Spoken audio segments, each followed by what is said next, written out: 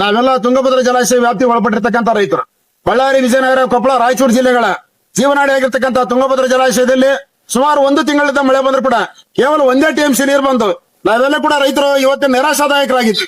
ಆದ್ರೆ ಇತ್ತೀಚೆಗೆ ಮಲೆನಾಡಿನಲ್ಲಿ ಬರ್ತಾ ಇರ್ತಕ್ಕಂಥ ಉತ್ತಮವಾಗಿ ಮಳೆಯಿಂದಾಗಿ ಸುಮಾರು ಇವಾಗಲೇ 3 ದಿನಗಳಿಂದ ತುಂಗಭದ್ರಾ ಜಲಾಶಯಕ್ಕೆ ಇನ್ಫ್ಲೋ ಪ್ರಾರಂಭವಾಗಿದೆ.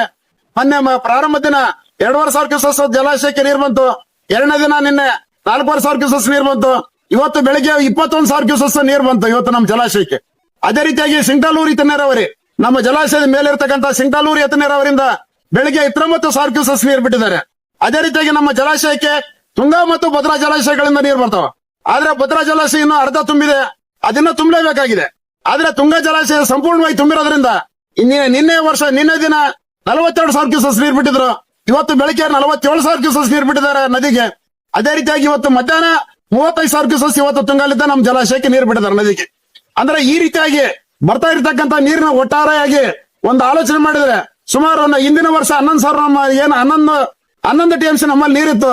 ಈಗ ಬರ್ತಾ ಇರತಕ್ಕಂತ ನೀರಿನ ಒಳಗೊಂಡಂತೆ ಸುಮಾರು ಒಂದು 30-35 TMC ನೀರು ಆಗುತ್ತೆ. ಆದ್ರೆ ಒಂದ್ ಬೆಳಿಗ್ಗೆ ನಿಮಗೆ ಸಂಪೂರ್ಣವಾಗಿ 65ರಿಂದ 70 TMC ನೀರು ಬೇಕು. ಹಂಗಾಗಿ ಮಲೆನಾಡಿನಲ್ಲಿ ಇನ್ನೂ ಹೆಚ್ಚಿನ ದೇವರು ಮಳೆ ಕೊಡ್ಲಂತ ಬೇಡ್ಕೊಳ್ಳೋಣ.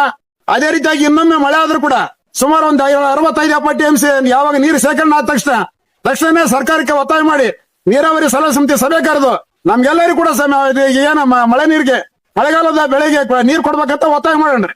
ಅಂದ್ರೆ ಅಲ್ಲಿವರೆಗೂ ಕೂಡ ನಾವೆಲ್ಲರೂ ದೇವರನ್ನ ಪ್ರಾರ್ಥನೆ ಮಾಡಿ ಹೆಚ್ಚಿನ ರೀತಿಯಾಗಿ ಮಲೆನಾಡಿನಲ್ಲಿ ಬಾವಿಯಲ್ಲಿ ಮಳೆ ಆಗ್ಲಂತಕ್ಕಂತ ದೇವರಲ್ಲಿ ಪ್ರಾರ್ಥನೆ ಮಾಡೋಣತಕ್ಕಂತ ತುಂಗಭದ್ರಾ ರೈತ ಸಂಘದಿಂದ ನಾವೆಲ್ಲರಲ್ಲಿ ವಿನಂತಿ ಮಾಡ್ತಾ ಇದ್ದೀವಿ.